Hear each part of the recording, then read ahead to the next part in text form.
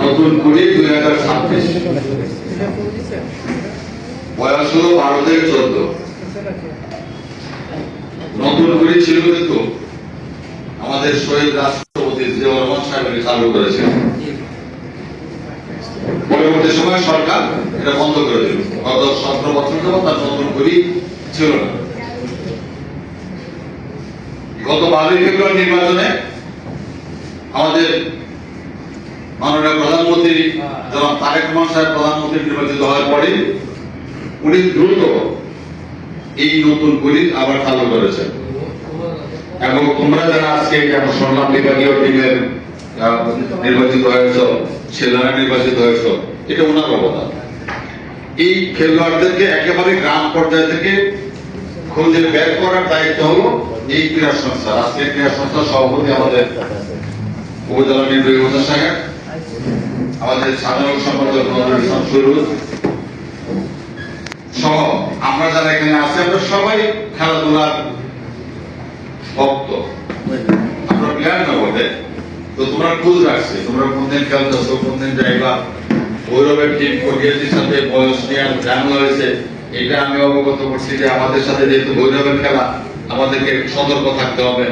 তারপরেও তোমরা ভালো খেলছো, এটা কিশোরগঞ্জ থেকে রিপোর্ট হচ্ছে, তোমরা ভালো খেলেছো।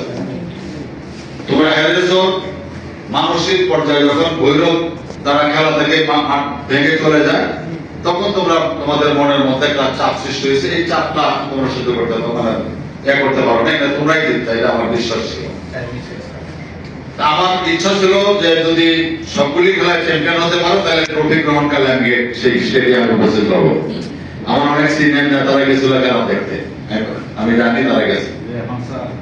হ্যাঁ, যাক, এটা শুরু হইবা, আগামী বছর আবার হবে, এরপরের বছর আবার হবে, এরপরের বছর আবার হবে।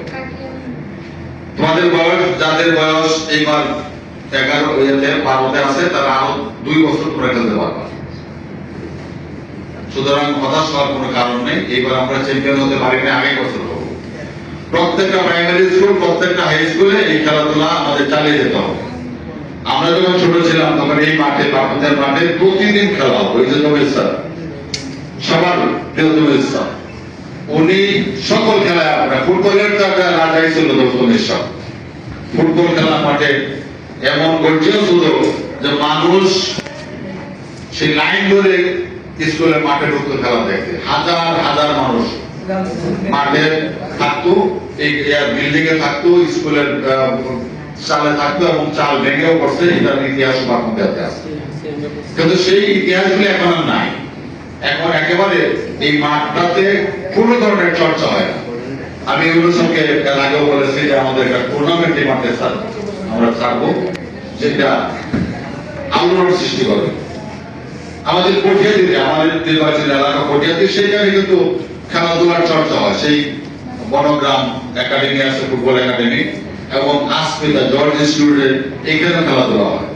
এখানে একটা খেলার আগামী শুক্রবার 5 তারিখে ফাইনাল খেলা হবে। এখানে আমাদের মাননীয় প্রতিমন্ত্রী জনাব শরীফুল আলম সাহেব প্রধান অতিথি হিসেবে, আমি ওনাকে দাওয়াত করে আনতেছি। এলাকার দাবি, আমি উনি অতিথি হিসেবে সেখানে থাকবেন এবং আমিও থাকবো সেখানে। আমি যখন ইদানিং গত 1-1.5 মাস যাবত আমি কটিয়াদিতে গেলে, এই এলাকাতে গেলে বিকাল বেলায় দেখি যে মানুষ সমানে মাঠের দিকে, অর্থাৎ তাদের আগ্রহ আছে, প্রাকৃতিক আছে, কিন্তু আমরা খেলাধুলা চর্চা করতে পারতেছি না। আমি বলছি এই বিষয় নিয়ে একটা সিদ্ধান্ত নেওয়া হয়। এই ব্যাপারে যত অর্থ লাগে আমি সেটা সরকারের কাছে এনে দিব। ইতিমধ্যে আমি মাননীয় ক্রীড়া প্রতিমন্ত্রীর কাছে আমাদের এই নির্বাচনী এলাকার জন্য 1000 ফুটবল সহ অন্যান্য সামগ্রী চেয়ে আমি ওনার কাছে লেটার দিয়েছি। উনি আমাকে কথা দিয়েছেন জুন মাসের মধ্যে আপনার এগুলো পৌঁছে যাবে। আমার বিশ্বাস জুন মাসের